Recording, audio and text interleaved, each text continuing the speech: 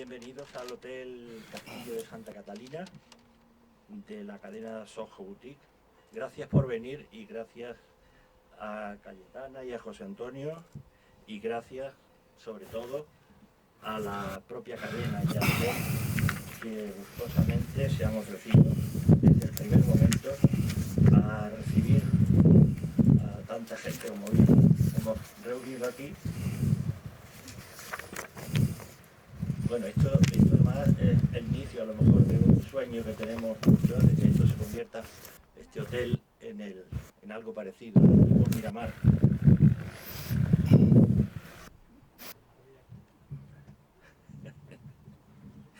Bueno, yo voy a ser muy breve porque aquí habéis venido a oír a Cayetana y yo solamente, aparte de agradecer, lo que quiero son decir 3 o 4 cosas muy breves, como digo. Este acto consiste en la presentación del libro último que ha publicado Cayetana Álvarez Toledo y que, como habréis comprobado, es muy hermoso en el continente, y ahora después, cuando compréis y ella os lo firme, pues veréis que es muy inteligente, muy brillante y muy revelador en el contenido.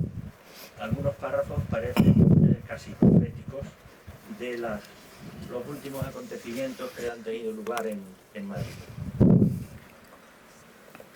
Cayetana no necesita presentación, pero tengo que decir algo de ella en el acto este. Cayetana es argentina, francesa y española por decisión propia. Es doctora por la Universidad de Oxford, como sabéis, bajo la tutoría de Sir John Eliot. Es política, periodista, historiadora, diputada de las Cortes. Ha sido portavoz del Partido Popular en el Congreso. Ahí quisiera dar un detalle personal mío. Yo recuerdo cuando Cayetana pronunció el discurso, para mí maravilloso. Además me parece que fue una respuesta, no sé si a Carmen Calvo o a quién, hablando de la batalla cultural. Claro, el que le hablen de esto hace falta que tenga un cierto nivel para que entienda lo que Cayetana quiere decir. Y como el nivel es el que es, pues yo creo que allí no lo entendió nadie. Desde luego de la cúpula del PP, nadie. En fin, estamos en un sitio que construyó la familia Gasset, que tenía un pariente cercano, que era don José Ortega y Gasset, vinculado a Málaga después de estar 8 años interno en el Colegio del Palo, de los jesuitas, donde hemos estado muchos de los que estamos aquí. Don José puso de relieve de nuevo el término de aristocracia. La aristocracia, que es un término griego, en don José se refiere expresamente a la aristocracia del saber, de los mejores, de la inteligencia, del trabajo y del esfuerzo. A esa aristocracia, no solamente a la otra, a esa aristocracia es a la que orgullosamente pertenece Cayetana Álvarez Toledo. José Antonio Montano es malagueño, periodista y escritor. Teniendo en cuenta los momentos tan graves que estamos viviendo en España, yo me voy a retirar ya para que ellos conversen sobre el tema. Cuando termine el coloquio, porque hay charla de ellos y coloquio, el coloquio tiene que terminar a la 1:15 aproximadamente, porque luego viene todo el acto de firma de libros de ella, que eso se lleva un tiempo, ¿no? Entonces, lo que pido por favor es que en las intervenciones o en las preguntas seáis lo más breve posible, ¿vale? Muchas gracias a todos.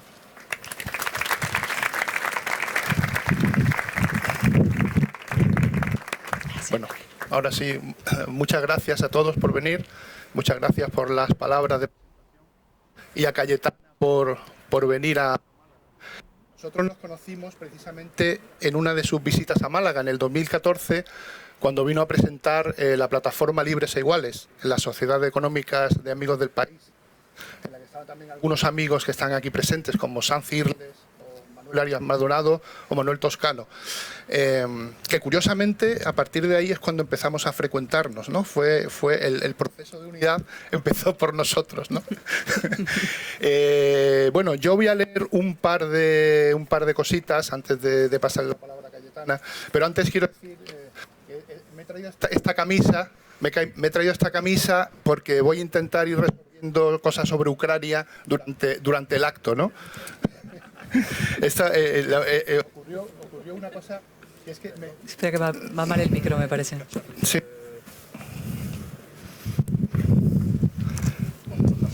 ¿Sí?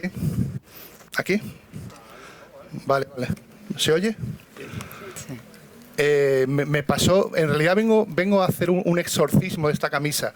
Yo me la compré y al día siguiente salió Sánchez con lo de Ucrania. Y digo, bueno, la camisa esta ha quedado absolutamente destrozada. Entonces he venido hoy a ver si con Cayetana le hacemos un exorcismo y la rehabilito, ¿no? Yo, como digo, voy a leer primero unos cuantos parrafitos de un artículo que escribí durante la campaña de abril del 2019, dedicada a Cayetana cuando era candidata por Barcelona. Juego precisamente con el concepto de aristocracia. Bueno, es un poco socorrido en tu caso, pero es que, como sabemos que no estamos hablando de aristocracia de sangre, ¿qué? Claro, claro. En nuestro caso, desde el punto de vista positivo, utilizamos la metáfora justamente para en ese sentido moral y ético, ¿no? De exigencia, de autoexigencia y tal. Y además es muy interesante, es lo que yo decía en este artículo, el contraste en que desde una supuesta aristocracia tú estás defendiendo el privilegio de toda la ciudadanía, que es el privilegio precisamente de ser ciudadanos, mientras que los populistas, con su supuesto populismo, precisamente, al final están defendiendo atávicos privilegios medievales, ¿no? Entonces, primero voy a leer unos cuantos parrafitos de este artículo escrito en plena campaña de abril del 2019. Está un poco inconexo porque son solo momentos sueltos, ¿no? En el momento más bajo de nuestra política ha entrado en campaña una aristócrata, en el sentido etimológico. En Cayetana Álvarez de Toledo la genealogía va al revés. Es su excelencia personal la que da brillo al título. Su choque con la mentalidad demagógica imperante me produce un regocijo no solo estético y político, sino también conceptual, por la aparente paradoja de que sea la aristócrata la que defiende la ciudadanía común, es decir, la soberanía de cada uno de los ciudadanos frente a los populistas y los nacionalistas, que con sus andanadas populacheras contra la ley democrática alientan de facto una arbitrariedad equivalente a la de los viejos aristócratas revenidos. Cayetana Álvarez de Toledo está en el PP y defiende los valores de su partido, naturalmente, pero por encima de ellos defiende la ciudadanía mencionada. Sabe distinguir entre sus contenidos ideológicos particulares y la limpia noción de ciudadanía, abierta a todos. El fenomenal espectáculo está viniendo por su defensa de esto último. Por eso lo disfrutamos y celebramos también los no votantes del PP. Lo deprimente, lo que da idea del embrutecimiento general, es que esa aseada defensa provoque tanto alboroto. Abundan los comentaristas que tachan a Cayetana Álvarez de Toledo de privilegiada, cuando lo relevante no es que lo sea, como lo es en efecto, sino que se haya implicado en la lucha por el privilegio esencial de todos los españoles, el de la ciudadanía de los libres e iguales. Maravilla. Y ahora voy a leer en primicia la columna que he escrito para este martes en The Objective, que es sobre el libro. Es una breve columna sobre el libro. Y ya aprovecho y se la leo aquí. Se titula Cayetana en la declinación de España y del PP.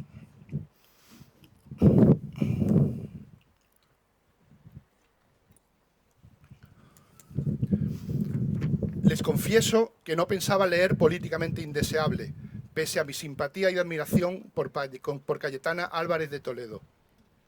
La razón es que suelo esquivar este tipo de libros, más o menos relacionados con la actualidad. Para esta ya me someto a la trituración cotidiana de la prensa y las redes sociales, que están bien, pero en su sitio. Lo que le pido a un libro es, ante todo, que me saque de aquí, que me aporte otro tempo, que recomponga mis pedazos. Entonces, la autora me invitó a que le presentara Políticamente Indeseable en Málaga. Me lo leí y me pareció una gran lectura. Es lo mejor que se puede decir, un buen libro. Logra poner la actualidad en perspectiva, transmutándola ya en historia reciente, con el efecto de que nosotros mismos, que la hemos vivido hace nada, nos sintamos un poco extraños. Aquellos hilos de nuestros días ya están solidificados ahí.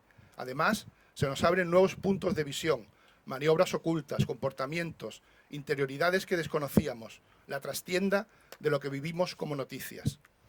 Junto a este cruce de historia y periodismo, las dos especialidades de la autora, junto con la política, en Políticamente Indeseable hay apuntes autobiográficos o memorialísticos y reflexiones de gran calado, políticas, morales, culturales y hasta estéticas. Es una obra de plenitud intelectual, cuya singularidad, hacía tiempo que en España no teníamos una obra así, estriba en la combinación de la formación y el pensamiento con el conocimiento directo de la acción política. Me he acordado del extraordinario El pez en el agua de Mario Vargas Llosa, sobre su experiencia como candidato a presidente de Perú, entrelazada también con sus memorias. Como Vargas Llosa, Álvarez de Toledo narra un fracaso, el de su relación con el Partido Popular, del que fue portavoz en el Congreso y sigue siendo diputada hasta las próximas elecciones. O quizá no, tal como están las cosas. Una relación que sintetiza con esta expresión admirable. Hay muchas expresiones admirables en el libro. Soy militante, no simpatizante. Empieza escribiendo, como ella dice, desde el socavón, pero sin amargura ni desaliento, incluso con esperanza. La alienta el optimismo de la vida activa, que se dispone a dar batallas con coraje desde la razón y el espíritu ilustrado. La batalla cultural, la batalla de las ideas y la batalla contra la decadencia. Para esta rescata una hermosa palabra de nuestro siglo de oro, declinación. Le preocupa de un modo acuciante la declinación española. En este tiempo de discordia, dominado por los nacionalismos, los populismos, las políticas identitarias y el victimismo sentimental, por lo común chantajista.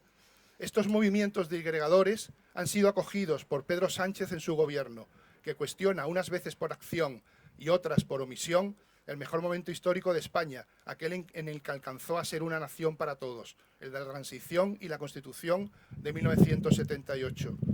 La autora reflexiona enérgicamente sobre estos problemas y alienta el fortalecimiento de su partido para afrontarlos, pero su partido también sufre su particular declinación. Es un problema más de los que acucian a la autora. Y han llegado estos días en que la declinación del PP ha tocado suelo abruptamente y amenaza con seguir perforando. Alguien dijo en Twitter que antes que el gobierno Frankenstein se ha roto la oposición, que predicaba unidad. Los lectores de Políticamente Indeseable hemos sido espectadores privilegiados de esta crisis, que es una expansión a lo bestia de lo que se enuncia en el libro. Al final, Cayetana Álvarez de Toledo ha escrito una obra de actualidad candente, que gracias a su espléndida escritura, en ella seguirá cuando lo demás haya sido borrado. Muchas gracias. Muchas gracias. Y bueno, vamos a pasarle la palabra a Cayetana sobre la actualidad. Actualidad. ¿Qué es lo último? Sí, bueno, antes que nada quiero dar las gracias a todos ustedes por su presencia hoy aquí, un domingo a mediodía en este lugar absolutamente maravilloso. Tengo que dar las gracias de manera muy, muy especial a todo el equipo del hotel, los dueños de este hotel, su equipo de comunicación por haber organizado esto, Mariano Vergara, a mi amiga Berta González de Vega por movilizar a tanta gente también. Iba a decir que también a la Dirección Nacional del Partido por contribuir a la movilización, pero no estamos para bromas. Le voy a agradecer de manera muy especial a Montano. Montano está aquí porque, primero porque me encanta todo lo que escribe y lo que piensa, pero además cada año hace unas listas impresionantes de sus, 853 libros al año que lee, y de pronto noté que no estaba el mío. Y digo, ¿yo cómo hago para que este hombre lea mi libro? Y entonces para que lea mi libro le voy a tener que obligar a leerlo porque le voy a obligar a presentarlo. Y no, le agradezco muchísimo. Objetivo cumplido, ha confesado que no lo había leído, lo ha leído y además le ha gustado y eso para mí es, en fin, un orgullo enorme y te agradezco tus amabilísimas palabras, de verdad. Bueno, la actualidad, sí. Lo que decía José Antonio está muy bien dicho, ¿no? Es un libro contra la decadencia, es un libro contra la declinación y por tanto es un libro a favor de la regeneración. Y para que España pueda regenerarse y no seguir menguando, hacía falta una alternativa regeneradora, ¿no? Una alternativa ética y política a la política indeseable que mejor que nadie representa Pedro Sánchez, ¿no? Y lo que se ha visto con estos últimos episodios y también con lo que yo he vivido es que esa alternativa política y ética no está en pie, ¿no? Y por tanto hace falta una refundación ética y orgánica en el Partido Popular. Yo he pedido desde hace un par de días, desde que explotó toda esta cuestión, la dimisión de Pablo Casado y de su equipo al frente del partido. Y ahora añado que creo que si él no convoca un congreso extraordinario por su propia voluntad, en un último acto de responsabilidad y de dignidad, son los miembros de la Junta Directiva Nacional los que creo que tienen una obligación política y moral con su partido y con su país. Tenemos una obligación política y moral con nuestro partido y con nuestro país de convocar ese congreso extraordinario ya para elegir una nueva dirección.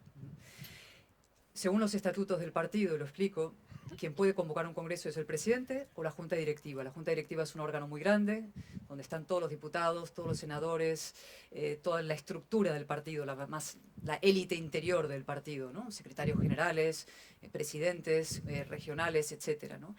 Y yo creo que más que buscar soluciones desde fuera o que vengan varones a resolver las cosas o que venga, no sé, un grupo de senadores del partido, por decirlo de alguna manera, senadores metafóricos, a poner orden, lo que hace falta es ese gesto individual de responsabilidad de quienes tenemos la obligación de salvar al partido y por tanto a la España constitucional, porque la España constitucional necesita una alternativa política y que inevitablemente tiene que pasar por el PP, ¿no? Es un gesto, por tanto, lo que pido de responsabilidad individual de cada uno de los miembros de esa Junta Directiva Nacional por el bien común. Y esto lo pido porque no me cabe la menor duda de que la permanencia del actual equipo directivo al frente del partido lleva al partido a la ruina y a la devastación. Y son palabras grandes, pero lo creo sinceramente. Creo que esto beneficia de manera evidente a Pedro Sánchez y a Vox. Este equipo estaba mandatado a derrotar a Pedro Sánchez y a frenar el auge de Vox, y con todos estos episodios lo que se hace es perpetuar a Pedro Sánchez y engordar las perspectivas, encumbrar a Vox como primera fuerza dentro del espacio alternativo al de Sánchez. Hay un abismo abierto, hay una ruptura profunda que se ha producido, no tanto que también evidentemente entre eso que llaman Génova y eso que llaman Sol, es decir, entre el presidente del partido y la líder más popular del partido, sino que la brecha que se ha abierto es entre las siglas del partido, la dirección del partido y la base electoral. Es la base la que está en contra de lo que se está haciendo. No es solo Ayuso contra Casado, es la base electoral, los votantes, los militantes, los simpatizantes, absolutamente horrorizados y estupefactos ante la deriva del partido. Y la única manera de cerrar ese abismo, cerrar esa brecha, es darle la palabra una vez más a los militantes para que sean ellos quienes en un congreso abierto, en un congreso extraordinario, puedan elegir una nueva dirección, y por eso creo que es la única solución a la situación en la que estamos, ¿no? Luego un par de asuntos que, bueno, ya los habéis oído en estos últimos días, pero creo que esta petición de dimisión y petición de congreso extraordinario es tan importante que hay que justificarla, ¿no? Hay que argumentarla, ¿no? Y el argumento es, creo que cae por su propio peso, ¿no? Pablo Casado ha fracasado electoralmente y ha fracasado también moralmente en la gestión del orgánico del partido, ¿no? De la vida interna del partido. Y lo voy a explicar, o sea, no ha habido alternativa cultural ni política a Pedro Sánchez, no somos una alternativa política ni cultural, ni ya se ha visto moral a Pedro Sánchez hoy en día. Ha habido episodios a lo largo de estos meses que relato con detalle en el libro, que especialmente dolorosos para mí, desde luego, que ha sido el abandono del constitucionalismo catalán en plena campaña en Cataluña, y podemos hablar largamente de ese episodio también. Pero luego en los últimos meses ha pasado quizás lo peor, ¿no? Que es una operación de acoso y derribo a la líder más sólida y más importante que tiene el partido y que tiene el centro derecha español y que ha tenido en muchísimo, muchísimo tiempo, que es Isabel Ayuso. Esa operación se ha hecho, fin, de la manera más sucia posible, ¿no? Se le ha acusado de corrupción sin pruebas, con dosieres sucios, aparentemente incluso con detectives, asumiendo un papel como de inquisidores incompetentes, ¿no? Utilizando los peores usos del populismo, ¿no? Tú siembra un infundio que algo quedará, ¿no? Eso son cosas siniestras que no puede hacer un demócrata, que no puede hacer alguien que aspira a presidir el gobierno, ni desde luego a regenerar la vida política española. Eso se hace mucho en España, lo hacen muchos, eso de calumnia, que algo quedará, pero eso no es algo que podamos hacer nosotros de ninguna de las maneras contra nadie, contra ningún ciudadano, y diré muchísimo menos contra un rival político y por motivos espurios, porque los únicos motivos por los que mueven toda esta campaña son celos, envidias, miedo a que otra persona pueda, en fin, concitar el apoyo, la popularidad que otros no concitan, ¿no?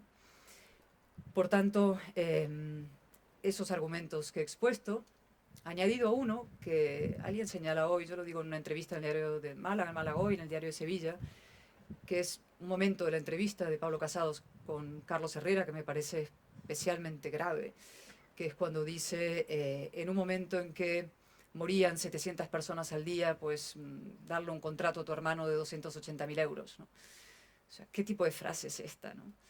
Primero, por supuesto, ni 280.000 euros, o sea, dando a entender que estaba, en fin, corruptamente dándole comisiones a su hermano, que ya se ha demostrado que no era el caso, pero también utilizando a las víctimas de la pandemia para intentar, ¿no?, ahormar un poco tu argumentación, ¿no? Es safia demagogia.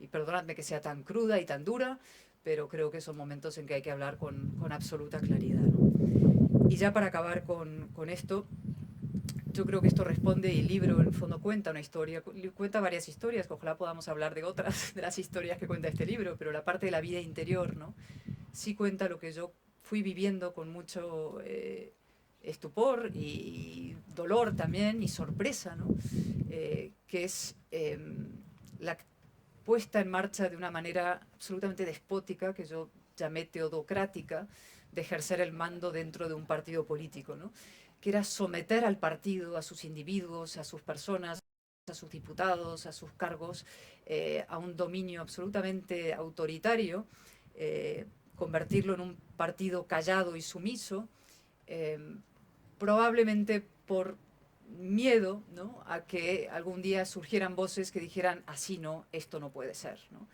Y eso es lo que ha ocurrido al final. Y por eso vuelvo al inicio de esta breve introducción, pidiendo a mis compañeros del partido que no se callen, que no se queden en silencio, que esto es el silencio de los corderos, no diré los corderos de la campaña de Castilla y León, pero podría, que no podemos aceptar que se nos convierta en cómplices de la destrucción del Partido Popular y, por tanto, de la ausencia de una alternativa en España a el desgobierno y el desastre que supone Pedro Sánchez. Todavía hay tiempo de parar a este gobierno infame.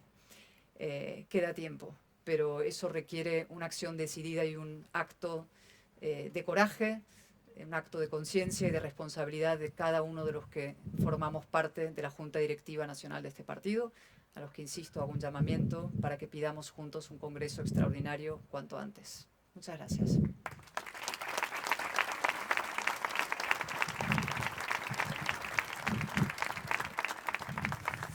Bueno, los que ya hemos leído el libro, un club en el que yo ya estoy muy felizmente, hemos vivido esta semana como en estéreo, ¿no?, sabiendo exactamente lo que estaba pasando, ¿no?, conociendo las interioridades. Ha sido una experiencia realmente impresionante, ¿no?, tener ese conocimiento y haberlo vivido. Y invito a los que aún no lo hayan leído a que lo lean, porque van a tener tener la trastienda de todo esto, ¿no? Evidentemente, los protagonistas desgraciados son Pablo Casado y Teodoro García Egea, de los que se habla abundantemente en el libro. De Pablo Casado se mezcla un poco afecto personal, cierto respeto y el reconocimiento de que es el líder del partido, con también la crítica precisamente por su dejadez, por su inoperancia y también por la sospecha de que realmente es cómplice, ¿no? El momento que ya se ha resaltado, uno de los grandes momentos del libro, muy patético, es cuando después de un montón de maniobras que ha padecido Cayetana, que sabotean su trabajo de portavoz, ¿no? Una de las veces que va a quejarse a Casado, él le dice: te lo reconozco, le he entregado a Teodoro todo el poder, todo el poder. Lo que pasa es que tú haces algo muy bonito realmente, que es que aunque comprendes a Casado, le exige responsabilidad, ¿no? Es curioso porque lo que es duro para Casado, lo que sobre la palabra es más duro para Casado, que tú le adjudiques a su responsabilidad, en realidad es una suprema muestra de respeto. No le permites que se escude en su segundo, ¿no? Sí, ese es un momento clave, ¿no? Esa es una de mis últimas conversaciones con él. Pido ir a verle para decirle: por favor, dejadme respirar. No puedo hacer mi trabajo, no puedo hacer oposición si tengo que estar permanentemente quitándome los cuchillos que me ha clavado García Egea en la espalda. En una campaña permanente de filtraciones, de acoso, en fin, una pesadez, una pesadilla, ¿no? Y Isabel lo ha contado respecto a lo que ella ha sufrido. Nunca imaginé, dice, que la Dirección Nacional fuera actuar de esta manera tan cruel e injusta. Pues yo digo cosas parecidas, jamás imaginé, ¿no? Que los ataques no iban a venir de la izquierda en el nacionalismo, que también venían, eso yo lo he dado por hecho, pero que iban a venir desde el interior, ¿no? Entonces fui a verle para pedirle esto y él me dice efectivamente esa frase, que es que yo le he entregado a Teodoro todo el poder, todo el poder. Y a mí la frase me impresionó tanto porque me parecía inaudita, es decir, un líder político, pensaba inmediatamente a Aznar diciendo una cosa así, imposible, ¿no? Rajoy diciendo una cosa así, imposible. Casi cualquier líder político, de un dirigente de una organización, no podría decir una frase semejante, ¿no? Y entonces inmediatamente, como recuerda José Antonio, le di la vuelta y dije: no, yo no voy a tomar esa frase al pie de la letra de ninguna de las maneras, porque sería aceptar que Pablo Casado es un títere en manos de Teodoro. Y yo le tengo más respeto a Pablo Casado. Es decir, Pablo Casado es el número uno, es el líder del partido, es presidente de esta organización y por tanto tiene la máxima responsabilidad, y esa frase no puede ser verdad. Y quizá la esté simplemente diciendo para, digamos, un poco congraciarse conmigo, de decir: yo también soy víctima de Teodoro, los dos, ¿no? Y dije: no, este hombre es el responsable, él es el que toma las decisiones y no voy a restarle un ápice de su responsabilidad porque le guardo ese mínimo respeto, ¿no? Y también lo hago en el día de hoy. En nuestras últimas 48 horas hay gente que ha dicho: pues valdría con que dimitiera Teodoro García Egea y se quedara Pablo Casado, y yo creo que eso no es una solución, porque no es el problema son los dos.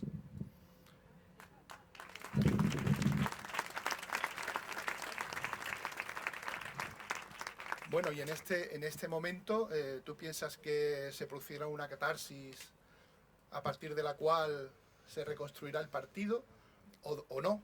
Y el no implicaría prácticamente la desaparición del partido. No, yo creo que estamos en un momento absolutamente crítico y en horas críticas. Y como tú has leído el libro, sabes que soy una optimista inasequible al desaliento, y que defiendo con toda fortaleza siempre que hay una salida. Y desde luego hay una salida. No estamos condenados a ser testigos de la destrucción del Partido Popular. O sea, simplemente se trata de acabar con esta dirección y dar la voz a los militantes para que elijan una nueva dirección, ya sobre principios éticos, morales, y con ganas de dar la batalla ideológica a Pedro Sánchez, que es lo que hay que hacer. A eso hay que dedicarse. En lugar de dedicarnos a eso, nos hemos dedicado a dar la batalla contra Isabel Ayuso, que parece una operación ciertamente suicida, ¿no?, como estrategia. Y entonces hay que acabar con eso. Y yo tengo la esperanza, tengo la confianza en mis compañeros de partido, a los que conozco muchos. Es verdad que en tiempos normales hay silencio, hay mucho miedo a dar un paso al frente, pero creo que en tiempos extraordinarios va a haber que demostrar una responsabilidad extraordinaria. Y tengo la confianza de que mis compañeros lo harán. Por lo menos 3/5 partes de esa junta directiva tiene que estar dispuesta a salvar al Partido Popular. Muy bien. Pues bueno, de actualidad vamos a dejarlo por ahora. Bueno, saldrán al hilo de lo que vamos hablando, saldrá. De todas formas, en ningún momento abandonamos la actualidad porque el libro está de plena actualidad. Pero es que a mí me da pena no hablar del libro como libro, ¿no? Porque yo he visto casi todas las presentaciones que ha habido y claro, es tan apetitoso el contenido y hay tanto que decir, ¿no? Tanto en plan intelectual como político, que se descuida un poco justamente el hecho de que es un libro, ¿no? Entonces a mí me interesa precisamente cómo lo concebiste como libro, cómo lo escribiste, qué tiempo le dedicaste, cómo fue el proceso. Pues mira, mi destitución se produjo 17-18 de agosto del año 2020, si no me equivoco, ¿sí? Ya tanto ha pasado, qué impresionante. E inmediatamente en cuanto se produjo, fue en pleno verano, yo volví a Mallorca, estaban mis hijas ahí, y entendí que tenía que escribir la historia de lo que había pasado. Y también recibí varias ofertas editoriales, porque no era la única que había pensado que había una historia ahí, ¿no? Y tardé unos par de meses, 3, 4, 5 meses en ponerme a escribir y luego ya empecé a partir de enero, febrero. Y lo acabé el 4 de octubre, está firmado en Olao, en un pueblecito en el interior de Portugal, digamos en la costa de Portugal, pasando Huelva, cosa que nadie se ha fijado ni preguntado por ese extraño dato, pero se acabó ahí, coincidiendo con un discurso de Pablo Casado en la Convención Nacional que iba teóricamente a forjar la gran alternativa cultural y política Sánchez, que sigue pendiente, ¿va? Y fueron meses de... Primero era la dificultad de estructurarlo.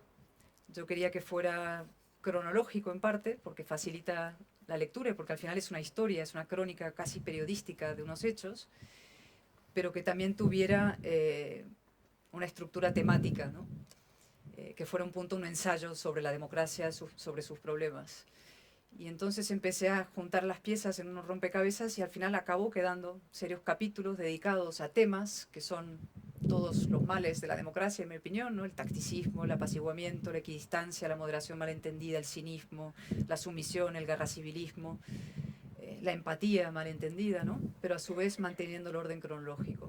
Y de pronto al empezar a escribir pasó otra cosa rara, para mí la más bonita, que fue que irrumpieron los recuerdos personales y familiares, ¿no? Entonces de pronto empezaba a escribir un hilo y se me iba al recuerdos de mi padre en su exilio cuando los alemanes invaden Francia y él se va pequeñito primero al sur de Francia y luego a Nueva York, como luego en fin, esa época de Nueva York de los años, en fin, de la guerra, del exilio, la penuria, la relación de mi abuela violinista, las dificultades económicas, mi abuela, su relación con Bernstein, no sé, los recuerdos casi proustianos de todo esto, ¿no? Y eso fue lo que casi me gustó más escribir, ¿no? Mi madre, niña de la oligarquía porteña, pero ella comunista, que se va a Cuba de los Castro con su primera pareja y padre de mi hermana, mis recuerdos de infancia de Medinaceli, mis recuerdos de infancia de Inglaterra, el paso por Oxford y mi maestro John Eliot, es decir, se fueron mezclando los momentos de descanso en el relato, que son los que, no sé, más José escribiendo y que hayan quedado, ¿no? como pausas en la escritura. Sí, la verdad es que está muy bien estructuralmente el libro. En el libro que mencioné antes de Vargas Llosa, El pez en el agua, cuenta algo parecido, ¿no? La combinación entre sus recuerdos, sobre todo de infancia y juventud, y su experiencia política, pero Vargas Llosa lo hace en capítulos alternos, ¿no? En un capítulo dedica a la memoria y en otro a la política, y va a la política de actualidad. Tú lo vas entrelazando muy bien, ¿no? Está muy... Cada capítulo que tiene esos títulos que has dicho, ¿no? De identidad, xenofobia, equidistancia, moderación, disciplina, vas entrelazando justamente tu vivencia política directa con las reflexiones intelectuales, con las memorias, y en todos los casos, de vez en cuando a lo mejor aparece un nombre, por ejemplo el de Rita Barberá, entonces hace ahí un excursus, habla un poco de ella y luego retomas el tema. Está muy bien, es una estructura un poco proustiana.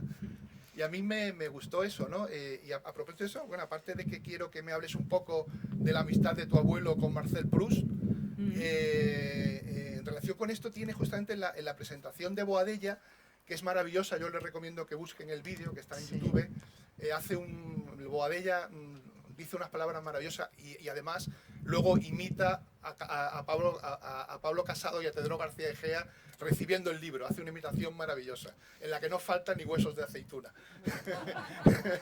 pero Boadella hace una reflexión muy bonita justamente sobre la forma, ¿no? La relación entre la forma, el civismo, ¿no? La democracia. Y es precioso que además se conecta con una frase maravillosa también de tu madre que dice: las formas perfeccionan la verdad, ¿no? Pues sí, es un libro, a ver, varias cosas ahí. La figura de mi padre está omnipresente, ¿no? En el libro y en mi vida. Es una influencia enorme. Era un personaje carismático, libre, valiente, espíritu libre, ¿no?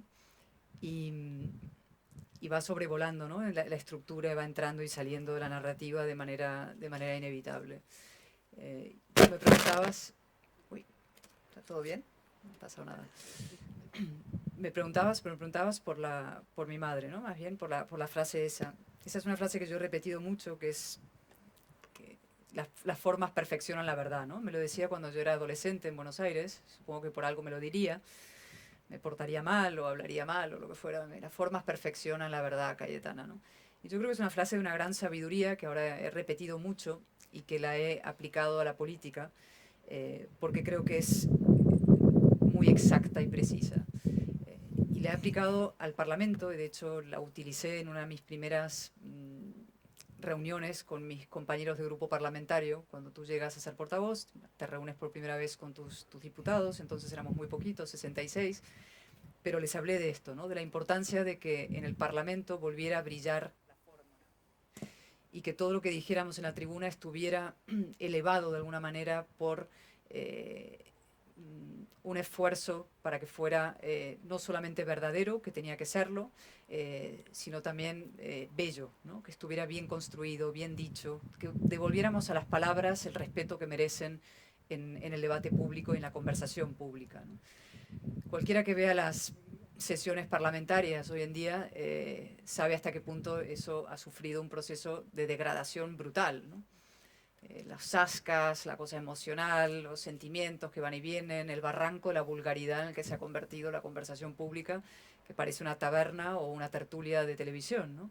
Se ha tertulianizado todo, se ha twitterizado todo, son frases cortas, pensadas siempre en el telediario, cuanto más burdas mejor, porque en el fondo llegan antes, ¿no?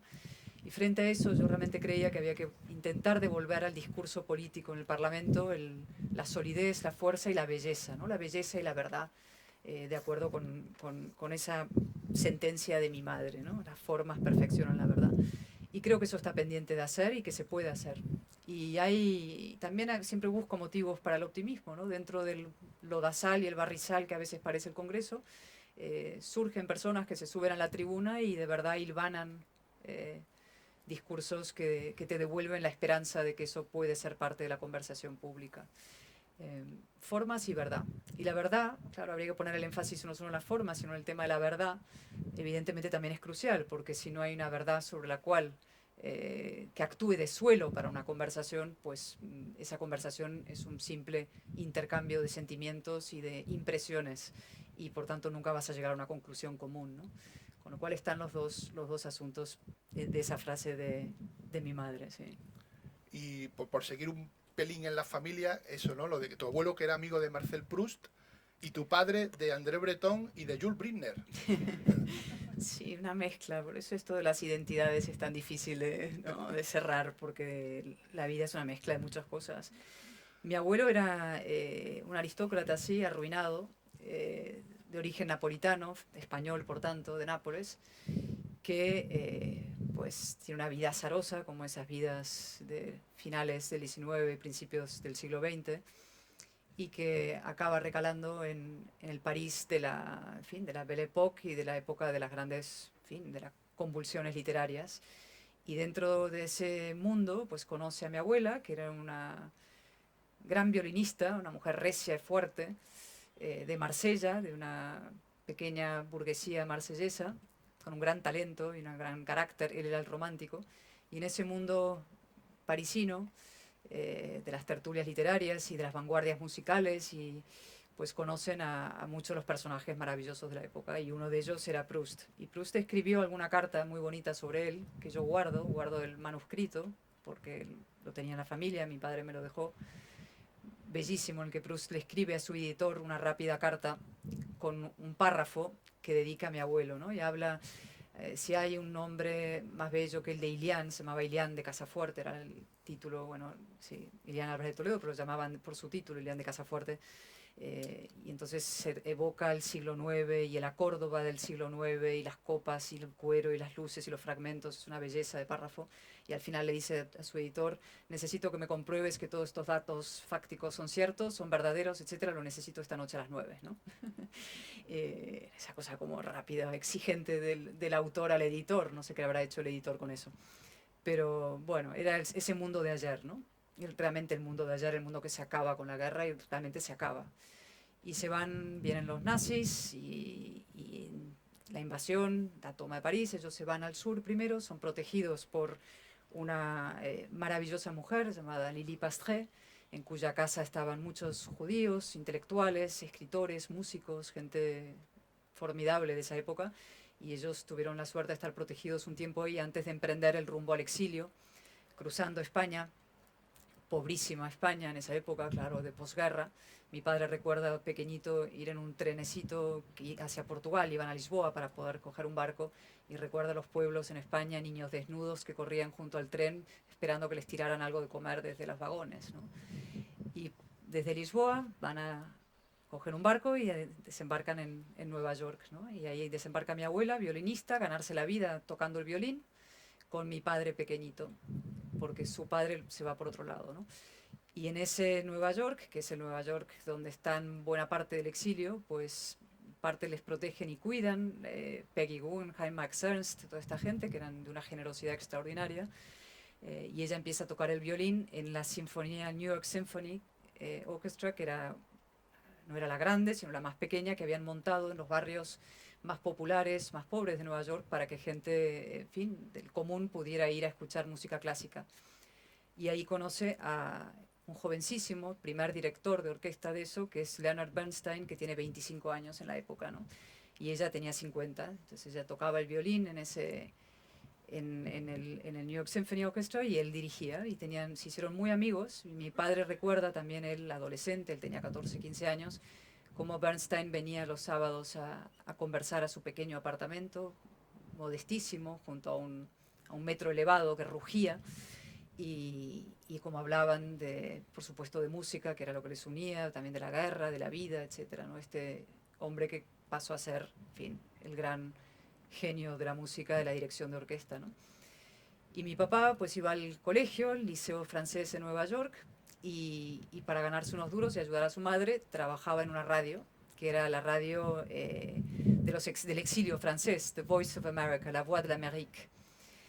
Y su jefe, o su compañero, jefe, porque él era muy joven, era efectivamente André Breton, que era otro exiliado, claro, cascarrabias, muy conversador, tenían largas conversaciones y siempre estaba punto malhumorado, así. Y a mi padre le tocó, lo cuenta él y lo guarda el teletipo, el marcado, en un flash de estos serían las 4 o 5 de la mañana, anunciar en directo, porque él hacía el informativo, ¿no? Los boletines, tenía 16 años, anunciaba las informaciones, y entonces estaban contando la información del día muy temprano, y de pronto le entraron alguien corriendo a la cabina de sonido con un teletipo, flash urgente, las tropas aliadas han desembarcado en Normandía, ¿no? Y él se sintió siempre muy orgulloso de haber anunciado por primera vez a los franceses el exilio, que por fin los aliados habían desembarcado en Normandía. Y poco tiempo después, en cuanto cumplió 18 años, él también se alistó en el ejército francés, que estaba evidentemente bastante, en fin, hecho polvo el ejército francés, por lo cual era una unidad pequeña en Estados Unidos, empotrada dentro del gran, poderoso ejército americano, y partieron en un enorme barco con 5.000, 6.000 soldados, el General Gordon, hacia Europa y hacia la guerra, ¿no? Y él recuerda ese viaje con los 5.000, 6.000 soldaditos en este enorme paquebote que luego lo hundieron, unos misiles más tarde alemanes o unos, ¿cómo se llama? Sí. Y partió a la guerra y a él le tocó irse a Casablanca, donde estuvo un tiempo entrenando como piloto, tiempo muerto, y otros compañeros se fueron directamente al frente porque unos los mandaron pilotos, los que tenían más formación, a otros los mandaron infantería, en fin, a la carnicería terrible de la guerra, y él tuvo suerte, y el fin de la guerra le pilla ahí en Casablanca. Y ahí empieza la reconstrucción de su vida, su vuelta, como tantos otros, a Francia, su reencuentro con una hermana y intentar buscarse la vida, buscar trabajo, buscar todo, ¿no? Y entonces, sí, pues él es uno de tantos de una generación con un coraje extraordinario, que lucharon por la libertad, que sabían lo que costaban las cosas, que no daban la democracia por hecha, con un gran sentido del humor, un gran optimismo, y una persona que me escribió una vez una carta que cito en ese libro, muy bonita, que yo en su día no me di cuenta de la importancia que tenía, pero que luego, a raíz de mi propia experiencia política y mi propia vida, sí se la concedí, en la que me decía, venía junto con una autobiografía de Simone Weil, ¿no? Mujer maravillosa, a la que él había conocido, y me dice, te mando esta autobiografía de Simone Weil que contiene, que repasa de alguna manera los tiempos y las circunstancias de la mía, y que confirma algo que siempre he creído, era en francés estoy traduciendo, que es que el individuo siempre contará más que el colectivo, y se trata, por tanto, de forjar individuos antes que buscar mayorías que ya llegarán después, ¿no? Y esa frase de que hay que forjar individuos, forjar ciudadanos, forjar personas responsables, antes de que ponerse a buscar mayorías y, desde luego, a forjar colectivos, en el fondo ha marcado absolutamente mi vida política, intelectual y hasta moral, diré.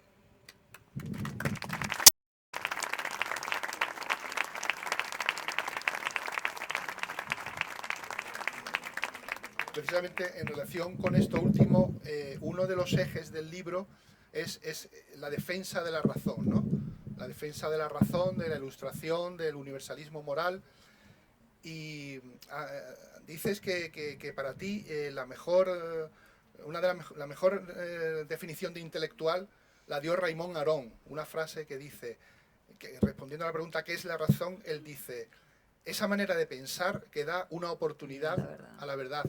Yo conozco otra frase muy buena de Sabater, no sé si tú la has oído alguna vez. Él dice, intelectual es aquel que trata a los otros como si fueran intelectuales. Es una frase muy buena porque es graciosa, parece una butad, pero el mismo Sabater la explica. Es decir, yo apelo al otro justamente apelando a su dimensión intelectual. Le voy a dar razones como si fuera un intelectual. Sin duda. La entienda o no la entienda, pero lo trata como eso, ¿no? Está muy bien dicho, como todo lo que dice Fernando, pero además se podría aplicar, y lo llevo siempre a mi terreno, ¿no?, a la política. Y uno de los grandes problemas que tenemos es que la política desde hace tiempo trata a los ciudadanos como si fueran no solo no intelectuales, sino profundamente idiotas, ¿no? Y los ciudadanos no son idiotas, no son menores de edad, no son borregos que necesitan ser, digamos, arreados de aquí para allá, ni gente a los que no se le pueda decir la verdad porque la verdad duele mucho y no me conviene decírtela porque luego no me vas a votar, ¿no? Que es el mecanismo que funciona. Y yo creo que este tratar a los ciudadanos como idiotas es uno de los grandes problemas contemporáneos, y lo que acaba pasando es que los políticos acaban siendo ellos mismos idiotas, ¿no? Es decir, así se produce la degradación, y eso es el populismo, ¿no? En cambio, cuando tú empiezas a respetar al ciudadano y tratarle como un adulto, tratarle como un intelectual, es decir, como alguien que razona y alguien que puede ser crítico y a su vez saber que cosas no son fáciles, pero que hay que asumir las consecuencias de los hechos, asumir su responsabilidad, pues empiezas inmediatamente a elevar todo, elevar a la propia ciudadanía al lugar que se merece, y por tanto elevarte también a ti mismo, ¿no? Y eso es exactamente lo que creo que tenemos que hacer en la política, empezar a tratar a los ciudadanos como intelectuales, ¿no? Y esto me lo decía también mucho Alberto Badella cuando organizábamos actos de libres e iguales.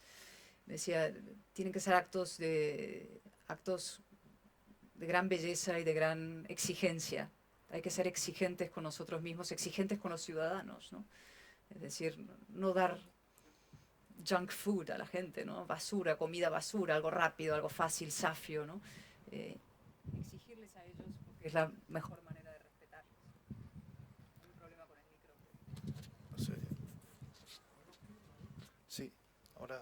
Ahora voy a hacerte una pregunta, bueno, ya, como en el coloquio saldrán, en fin, nacionalismo, feminismo y todo lo demás, te voy a hacer una pregunta sobre la política desde el punto de vista de la experiencia gozosa de la política.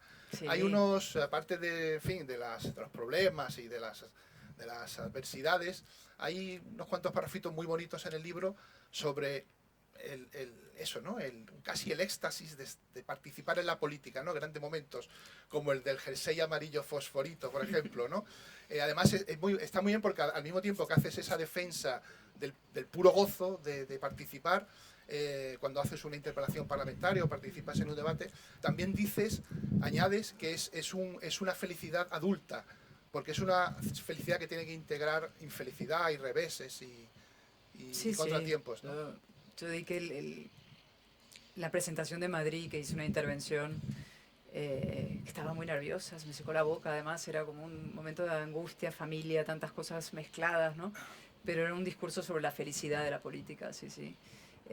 La enorme felicidad que da la política y que debe dar la política. La política es lo más importante que hay. O sea, la política puede causar destrucción, como digo muchas veces, y devastación, porque cuando está tomada por la irracionalidad, el cinismo y la mentira, asalto al Capitolio como prueba de la irracionalidad destructiva de la política, y sin embargo la política bien entendida, con verdad, en fin, con belleza, con seriedad, es lo más extraordinario que hay, y yo tengo una vocación, pero en fin, incombustible, ¿no? Y he tenido la enorme suerte de poder ejercerla de una manera también completa, ¿no? Tú cuentas el incidente ese del jersey amarillo, es desde luego un momento de la gran felicidad política, es decir, llegar a TV3. Es que todavía, te juro, todavía me emociono de la risa, bajarte de una furgoneta con mis dos mejores amigas que me acompañaban, y había un muro enorme de periodistas a la derecha, era casi de noche en esa, entre chien et loup, ¿no? Entre perro y lobo, esa hora que dicen los franceses, y vas subiendo y ves este muro es que se oye regular, estos va y viene. Espera, voy a cambiar. Gracias. Ver el muro entero de periodistas que se les cae la mandíbula y empiezan groc, groc, groc, groc, groc, groc, ¿no? Amarillo, amarillo, amarillo, amarillo, amarillo. Subiendo, más era peludo, ¿no? Era de Moar, entonces se veía mucho, realmente, estaba feísima con él, realmente sentaba fatal en la tele. Veo las imágenes y digo, qué espanto, pero realmente fue una eficacia tremenda porque causó conmoción. Y cuando llegué a lo alto, que estaba la cúpula directiva de TV3, que son todos, imaginaros el perfil, y cuando me vieron así, o sea, es que no daban ni la mano, ¿no? Pero el mejor momento de todos es cuando entré, después de pasar por los pasillos, que salía la gente de los técnicos, los cámaras, salían todos de las cabinas para ver a la loca que estaba vestida de amarillo. Y cuando entro al vestuario, ¿cómo se llama ahí? Donde al camerino, donde te maquillan, ¿no? Y entonces entro y irrumpo y veo que está Laura Borràs sentada delante de un enorme espejo donde la están peinando y maquillando y demás. Y veo que lleva un vestido amarillo, indepe, ¿no? Monísimo por aquí. Y entonces veo que levanta la vista y reflejada me ve a través del espejo, ¿no? Con la cara de, no es posible. ¿A mí quién me paga eso? ¿Quién me paga ese momento? ¿No? Hola, ¿qué tal? Sentado a su lado. Y luego cuando salimos al escenario y sortean, nos toca al lado a las dos, ¿no? Entonces ya estaba, claro, el efecto amarillo que ya venía, reivindicativo, independentista, es que no sé qué, está completamente conjurado y destruido. Es decir, la fascista viene de amarillo.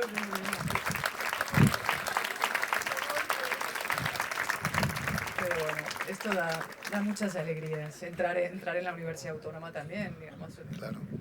Eso es un acto político también, ¿no? O sea, hay muchos momentos, y desde luego, pero volver al tema parlamentario, subirte a la tribuna del Parlamento en representación de la nación, en representación de tu país, de la soberanía nacional, de quienes te han dado esa responsabilidad, y pronunciar un discurso bien trabado, bien hecho, que has pensado, que has meditado, en defensa de ideas y buscando la belleza, es absolutamente insuperable, no hay nada.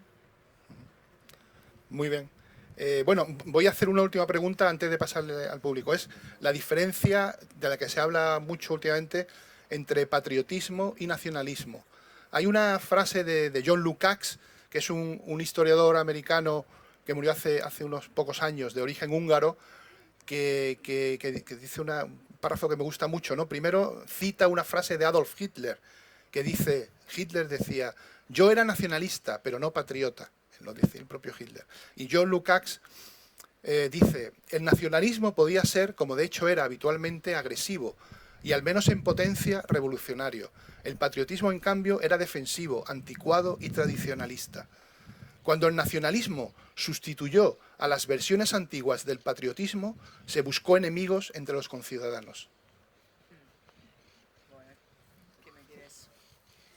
Sí, esto justamente la extranjerización, ¿no? Por un lado, la posibilidad de un nacionalismo bueno, que no sería nacionalismo, sino patriotismo, y justamente el efecto extranjerizador del nacionalismo, ¿no? Con los propios conciudadanos. Sí, bueno, otra butad mía de un día fue decir que es la misma diferencia que entre la pornografía y el sexo, ¿no? Que también costó que se entendiera, pero algo de eso hay, ¿no? Y yo creo que es importante mantener muy clara esa distinción, que el nacionalismo no es bueno en ninguna de sus acepciones, ¿no? Y que el patriotismo es otra cosa. Incluso podrías decir que el patriotismo tiene, en fin, la carga, la patria, todo esto, pero el patriotismo sí se puede defender, un patriotismo cívico, un concepto de ciudadanía, de integración, etcétera, de libres e iguales, como decimos tantas veces, y que el nacionalismo efectivamente tiene siempre componentes agresivos y de extranjerización del otro, ¿no? Y que está siempre construido contra otro. Y lo digo porque, fíjate, el otro día tuve una conversación con buenos amigos míos que están ahora en Vox, ¿no? Y uno de ellos me mandó un artículo que intentaba, a raíz de esa discusión intensa que tuvimos, decirme, no, es que ahora lo que hay que hacer es legitimar, explicar que hay un nacionalismo bueno, que sería el nacionalismo constitucional, pero español, que lo que fuera, ¿no? Volver a blanquear la palabra nacionalista. Y yo creo que no. Es decir, mucho nos ha costado en España explicar lo que es un nacionalista y quitarle al nacionalismo la coartada moral y la capacidad de decidir los que somos demócratas y lo que no, como para ahora nosotros llamarnos nacionalistas o asumir la retórica o incluso la propia palabra nacionalista para hacer digamos, hacer, ¿cómo se llama?, contrapunto a los movimientos separatistas. No, no. El nacionalismo que quede en su rincón como exactamente retratado como lo que es, ¿no? Y deslegitimado, desacreditado. Y eso es algo que Félix Ovejero ha explicado muchas veces, ¿no? Que tenemos que conseguir que en España la frontal deslegitimación del nacionalismo, cosa que no se ha hecho y que en otros países sí. Tú en otros países vas y te dices yo soy un nacionalista, etcétera, siempre tiene la connotación peyorativa. Y España es ese extrañísimo país en el que el nacionalista, que es un reaccionario, es el que decide quiénes somos demócratas y quiénes no, ¿no? Y Félix decía, lo que tenemos que conseguir es que te llamen nacionalista sea realmente ofensivo, ¿no? Y yo no voy a renunciar a ese empeño, a que cuando digan nacionalista es una cosa ofensiva, ¿no? Ser un nacionalista. O sea, no me voy a hacer nacionalista para combatir al nacionalismo, lo que quiero decir, dejar clarísimo. Muy bien, bueno, pues...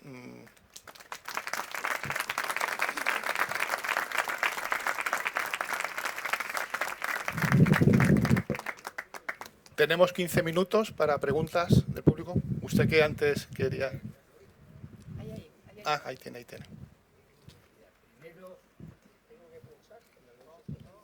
Sí, mira, primero agradecer la magnífica charla que realmente ha sido maravillosa, bueno, ha sido encantadora y es mucho mejor en vivo que en directo, ¿sabes?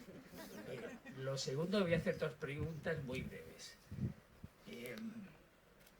La primera, tengo primero que pedir disculpas si alguien se molesta, pero José Luis sabe que soy disléxico y entonces la P pronunciada antes de la R no la puedo hacer.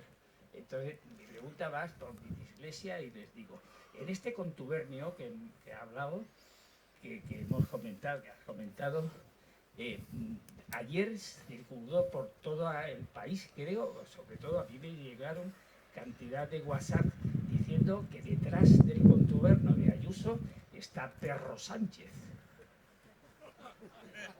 ¿Sabe algo de eso? ¿Sabes algo de esto?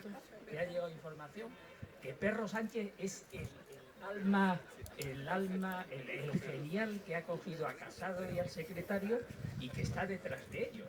Esa es la primera. Y la segunda, que es muy breve, es, yo pregunto en mi ignorancia, ¿Vox es ¿cómo le llaman?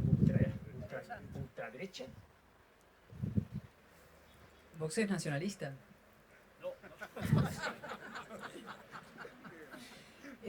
Y Pedro Sánchez, no, tenemos una tendencia siempre cuando vemos a los políticos hacer disparates, intentar entender que tiene que haber una maniobra secreta detrás, ¿no? No, es el principal beneficiario de todo este disparate, pero no creo que sea el causante. El causante, insisto, es el que es, y el responsable es el que es. Ya he dicho, Sí, vamos aquí a irles al final. No, estaba antes. Bueno, vale, sí. Mil gracias, Cayetana, por estar aquí y sobre todo por todo lo que haces por los demás. Tú disfrutas con la política. Yo y mi mujer disfrutamos cada vez que te vemos, porque suenas verdad, eres verdad y eres irrepetible. Y ojalá, cuando hemos sufrido, antes del libro, hemos sufrido porque no sabíamos que iba a venir el libro. Yo después de eso he vendido ya 8 libros tuyos. Y voy a seguir vendiéndolos. Y me decían, joder, que muy gordo. Pero no te vas a hartar, te va a gustar hasta la última línea. Antes del libro no podíamos imaginarnos lo que estabas pasando con los elementos que tenías encima tuya. El libro ha confirmado lo peor. Y ahora estamos felices porque estás tú por encima de ellos. O sea, el Egea nunca va a estar por encima tuya, no puede ser. ¿Vale? Muchas gracias, Cayetana.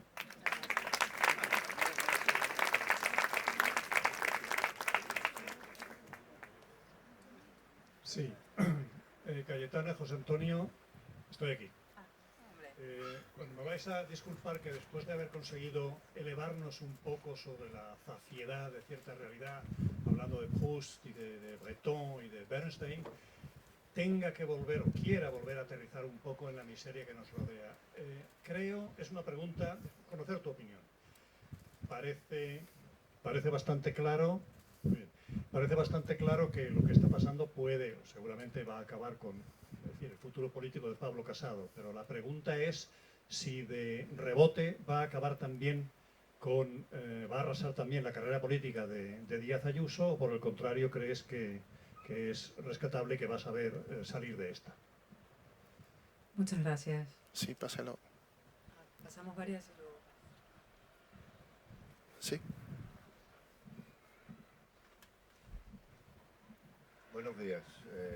Brevemente, vamos a suponer que han pasado ya una serie de días, semanas y todo se ha resuelto como se está esperando y usted ha expuesto.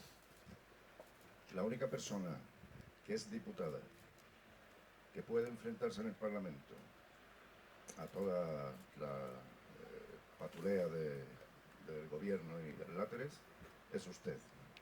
¿Entiende la pregunta? ¿Usted quería preguntar? Ah, no. Así ahora. Vale. Muy buenas, enhorabuena y bueno, decir que eres de las pocas personas que aún nos quedan a nosotros que nos sentimos absolutamente huérfanos, que nos da esa pequeña esperanza, ¿no? Enhorabuena por ser como eres y por aportar ese granito de esperanza a todos los que, como digo, nos sentimos huérfanos. Cogerte el guante, has dicho que terminaste tu libro con la U, y yo te hago la pregunta, ese es un pequeño guiño, ¿no? ¿Por qué terminaste ahí? Y luego lo segundo es que habla de la Junta Directiva, de crear un congreso extraordinario para elegir, para ver si hay futuro. Por favor, todos queremos un futuro para este país y queremos un futuro para el Partido Popular. ¿Cuál es para ti ese futuro? ¿En qué persona está en ese futuro? Se habla de Núñez Feijóo, se habla de otros líderes. ¿Cuál es el futuro, Cayetana? Ahí tenía... Ahí. Delante. Bueno. Hola, buenos días. Evidentemente traigo tu libro, era imposible, pero a mí me gustaría saber una cosa. No hemos hablado de mujeres y es un tema, yo no soy feminista, o sea, yo soy femenina, pero soy mujer, una cosa que me diferencia muchísimo de un hombre, pero me da mucho coraje que una mujer que ha decidido estar en casa con sus hijos no tenga el mismo derecho a una pensión como si hubiera estado trabajando, porque las madres no tenemos ni fines de semana ni noche, somos enfermeras, somos maestras, somos muchas cosas. Y luego a la viuda se le quita una parte muy fundamental del dinero que han ganado entre los dos. Entonces, a mí cuando me hablan de feminismo, digo, creo que no, eso no es feminismo, porque estamos, o sea, para ser presidente del gobierno solamente tiene que ser español y mayor de edad, eso dice la Constitución, cosa que me parece una barbaridad, porque un burro puede ser español y está gobernando. Vamos a ver así. Bueno, es que vamos ya más de tiempo. Pero con las mujeres, ¿qué hacemos? La última pregunta aquí delante, por favor. La última, que tenemos poco tiempo. Muchas gracias. Cayetana, yo te quiero dar las gracias. Me siento muy representada por ti. Soy víctima de terrorismo afincada en Málaga desde hace años, por los motivos que todos podéis imaginar. Y hoy te tengo que dar las gracias. Me siento representada. Lucha, por favor. No, hasta ahora no me siento apoyada por mi partido, que sigue siendo el Partido Popular y no va a dejar de serlo, sobre todo con personas como tú. Por favor, te lo pido a gritos. Muchas gracias.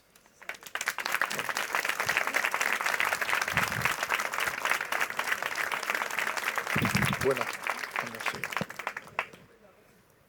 a ver, más o menos he apuntado aquí. Bueno, primero muchas gracias por vender mis libros, de verdad, para eso están, para que la gente lo lea. Pero es verdad que en este caso cumple una misión añadida el libro, ¿no? Que quizás es curioso, realmente yo lo pienso, es curioso todo lo que ha pasado, ¿no? Yo lo escribí contando mi experiencia, esperando que a nadie más pudiera sucederle algo parecido, o que esas prácticas se desterraran, ¿no?, del partido, y que el partido empezara a dar una batalla cultural, que el partido se dedicara a lo importante, que el partido abandonara la obsesión orgánica, la dirección, y se dedicara a encontrarse con los españoles, ¿no? Pero eso no ha sucedido, ¿no? O sea, lo que se ha hecho es persistir en el camino que yo describo y que yo ya anticipaba o advertía que podía llevar al partido a la ruina, ¿no? Hay un momento para mí muy importante en este recorrido que hace el libro, que es, ya al final lo cuento en penúltimo capítulo, que es mi última conversación con Pablo Casado, ¿no? Mira, casi que lo voy a leer, a ver si lo encontramos aquí, porque yo hago poco esto porque es difícil. La memoria siempre es traicionera, ¿no? No puedes no acordarte exactamente cómo has dicho las cosas, pero en este caso sí, la recordaba perfectamente porque la repetí en mi cabeza muchas veces. Mira, voy a leer la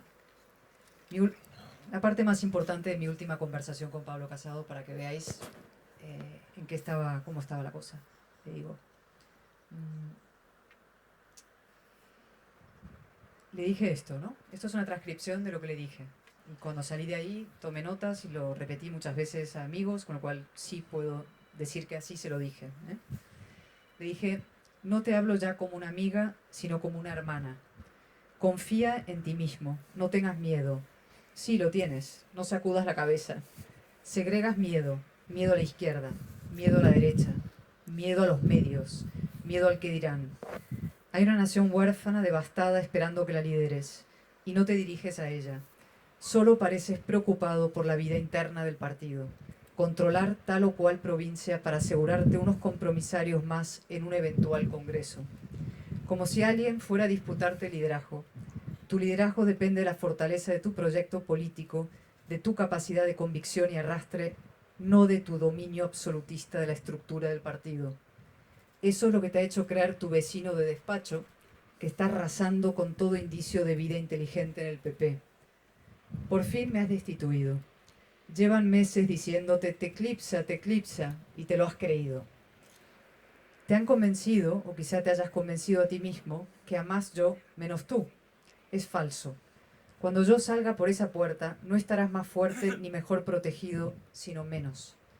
Sabes bien que a diferencia de algunos varones, incluso de Teodoro, jamás he tenido aspiraciones de poder, ni territorial, ni orgánico, ni institucional. Yo era tu rompehielos, abriendo camino en terrenos difíciles, y también tu pararrayos, absorbiendo los golpes del adversario. Creo que ese es también el papel de un portavoz. Dar y recibir los golpes para que el líder pueda elevarse.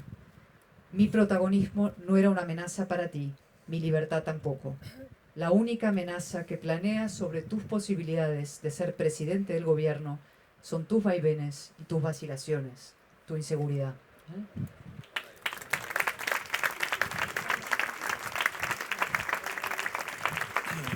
Eso fue lo que él no escuchó. No lo escuchó, me miraba con los ojos muy abiertos, pero eso fue lo último que le dije. Y lo que pasó a partir de ahí fue que insistió en el camino del dominio absolutista del partido, como si alguien fuera a disputarle el liderazgo, en este caso Ayuso, al final en una estrategia curiosa de profecía autocumplida, ¿no?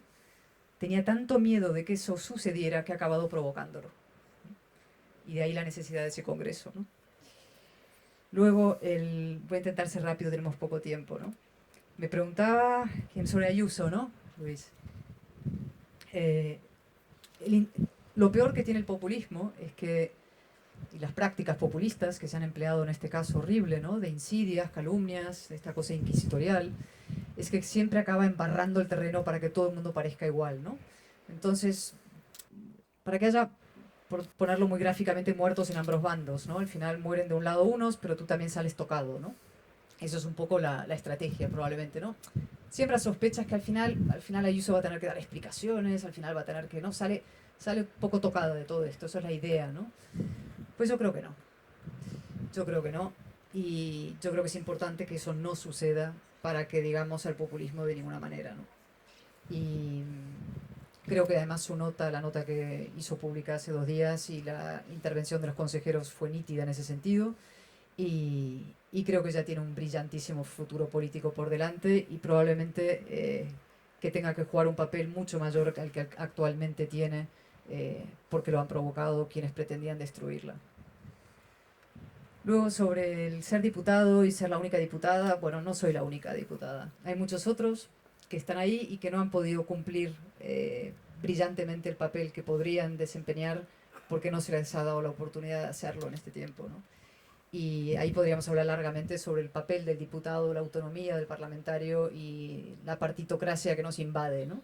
Y cómo se convierten los diputados en meros muñecos, ¿no? De ventríloco, señores que apretan un botón, a veces incluso lo apretan mal, y que no, en fin, no tienen ni perfil, ni responsabilidad, ni libertad, ni nada, ¿no? Pero hay que devolverles la responsabilidad y si eso se hace, si empieza una vez más a devolver responsabilidad, libertad y fortaleza al grupo, van a surgir más personas capaces, desde luego, de hacer una oposición eficaz y generar una alternativa a este partido, al gobierno que hay, ¿vale?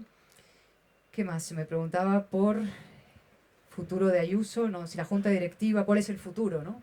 Pues el futuro es un congreso y luego cuando ese congreso se convoque, que yo espero, insisto, y voy a pelear y luchar y empujar para que se convoque, cada uno podrá tomar partido por el candidato que quiera a partir de las candidaturas que se presenten, que espero, en fin, lo importante es eso, devolver la voz a los militantes y que los candidatos se presenten y ya podemos decidir unos y otros qué hacemos, ¿no?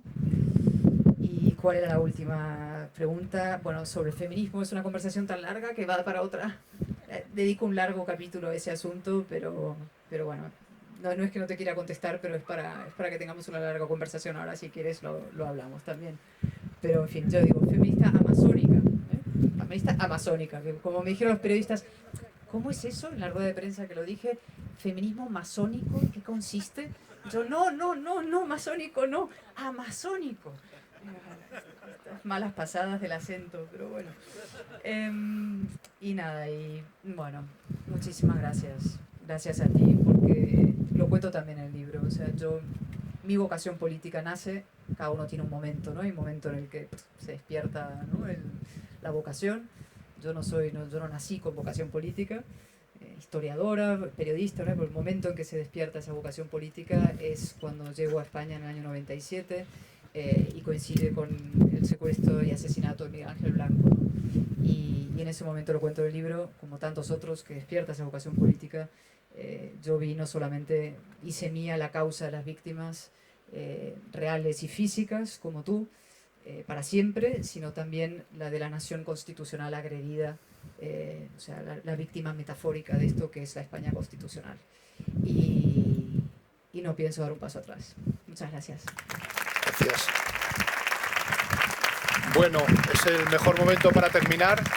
Y ahora Cayetana firmará libros. Le voy a pedir que me firme a mí el primero, después de mi gran lectura. Muchas gracias. Gracias a ti.